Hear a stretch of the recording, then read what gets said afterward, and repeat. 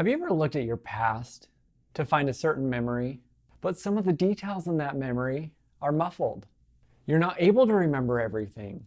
Is this something you're able just to push aside, or do you feel that need to absolutely know for sure what that memory was? Today, we're going to be talking about what is called false memory OCD.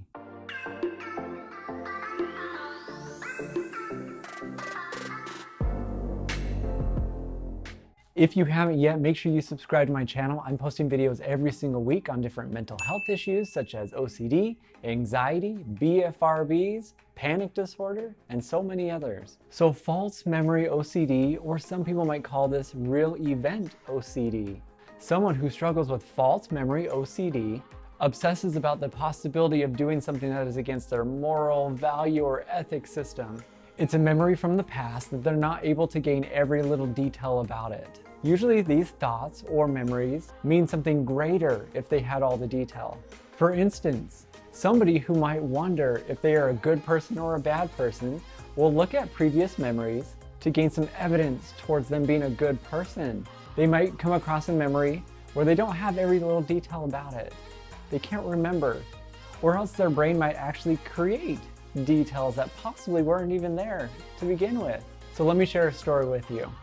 I remember when I was younger, I was probably about 15 years old, I went to a grocery store and I was there with a few of my friends.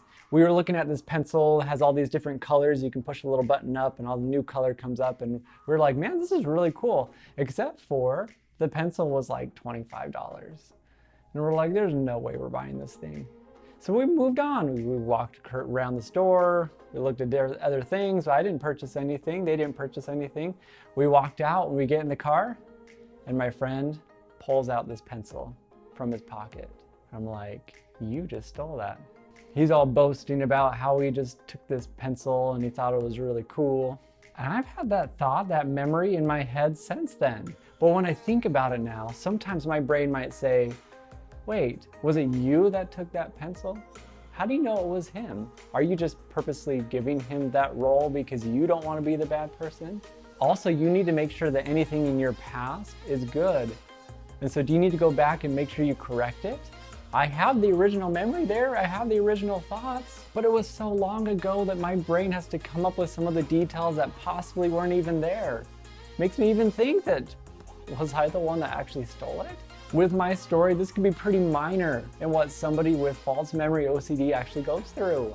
Some of these memories in their past may make them feel like they're doing some pretty outrageous things. Because an individual is not able to remember every detail about their past, they may wonder sometimes, was there anything that I've done that I've just blocked out? Have I hurt somebody? Have I murdered somebody? Have I lied? Did I cheat? Did I ever repent from that thing that I did?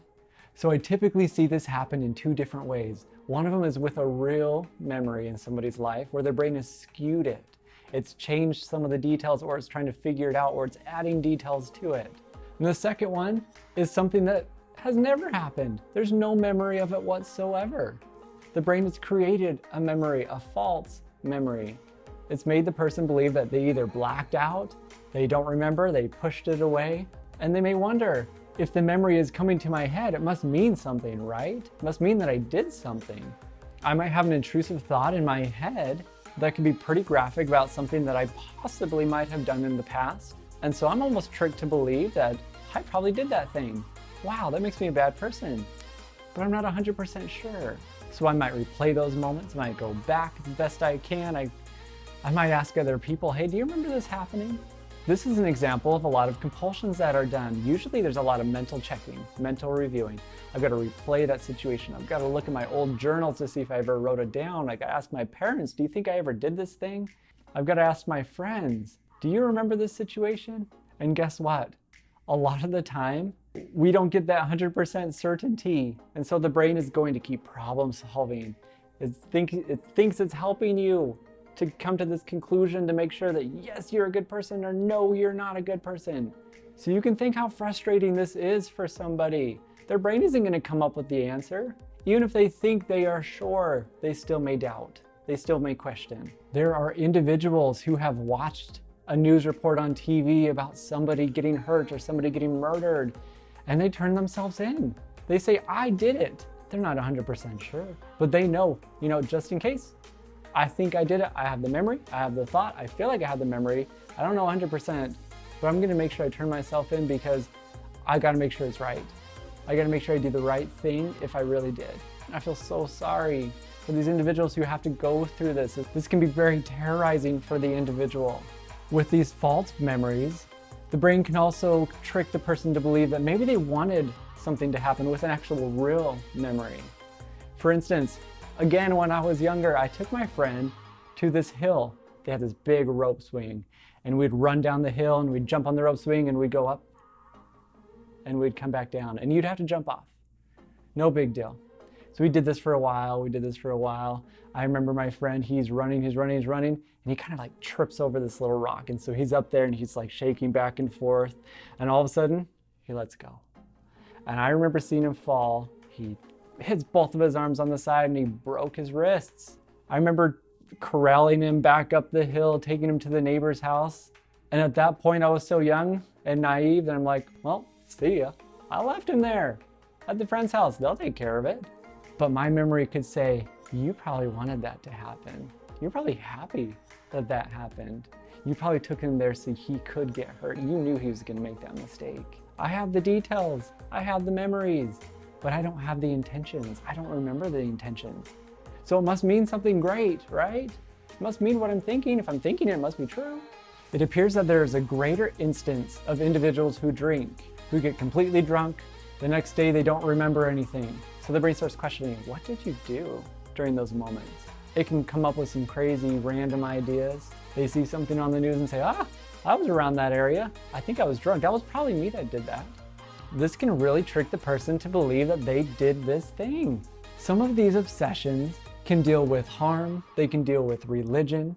They can just deal with their own moral or value system. But when it comes to religion, an individual might be sitting with their religious leader and they're asking them questions and they're saying, hey, you got to make sure that you are clean in your life. You got to make sure you go through the past, make everything right. So guess what that person's going to do?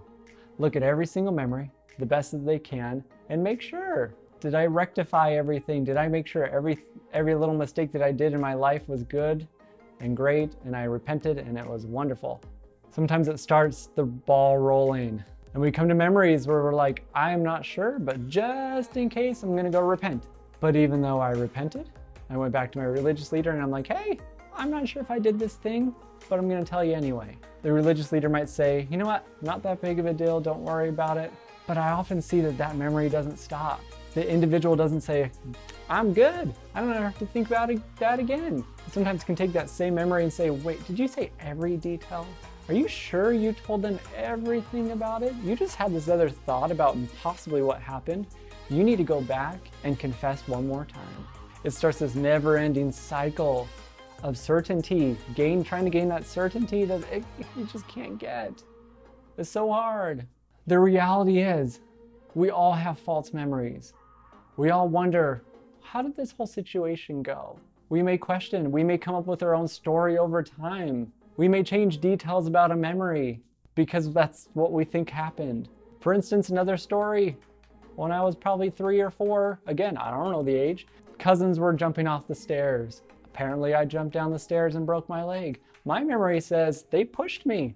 I've used that story my whole life, but my brothers, my siblings can say, nah, you jumped. Who am I to believe? I have a memory that says they pushed me. They say I jumped.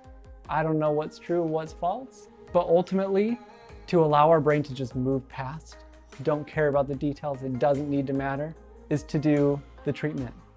The treatment is exposure and response prevention. I've talked about this before many different times. Essentially, the goal is to say, stop trying to figure it out. We're going to live life a little bit more uncertain. We're going to say that memory that you had, we're not going to dive through it, write it all out, make sure it didn't happen. We're going to say, you know what, my friend? It may or may not have happened. You may or may not have wanted your friend to get hurt. That may or may not have been your intention. Because guess what happens? If I say, you didn't really do that. You would never do that. You've got a really good personality. You're kind to people. So stop worrying about that. I might feel some relief for a few minutes. But then my brain's like, but you still feel it. This is that reassurance we're trying to avoid. So we can say, you know what, maybe not. We're gonna leave it uncertain. Or if you really just wanna like punch OCD in the gut, you're like, I totally wanted to do that. It was totally my intentions to make sure that he fell, that he got hurt, and that was great. I hope I could do it again someday. Like, whoa. What do you think your OCD little bully in your head's gonna say if you just totally combat it that way? Of course they don't believe what you're saying, but you really just sent some signals back that say, I don't care. This is how much I do not care about this. Even if you're acting, even if you're pretending, this is a really good method that works. With the intrusive thoughts that just keep roaming and roaming and roaming, we take those and say, yeah, you embrace them, cool. Yep, I guess that happened. Yeah, maybe not.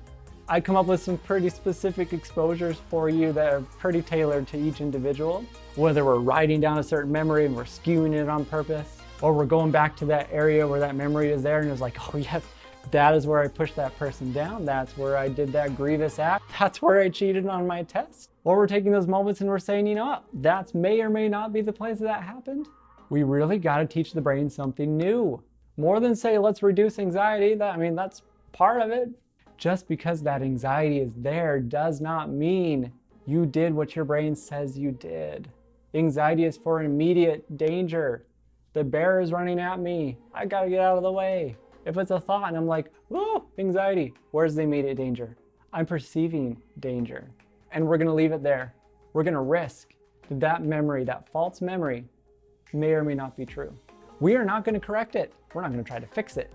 I know I'm making this treatment seem super easy, and I know it's hard, but you gotta trust in the process. So let me know, have you ever struggled with false memory OCD before? What have been your experiences? Have you done anything that worked? Do you have any stories to share? Let me know in the comments below. Also send this video to other people that you feel like it could be helpful for. And if you haven't subscribed, why not? Do it. Thank you so much for watching. Blah. Someone who's strong. Blah. So I see, blah, blah, blah. Just because oh my bad, doobie-dee.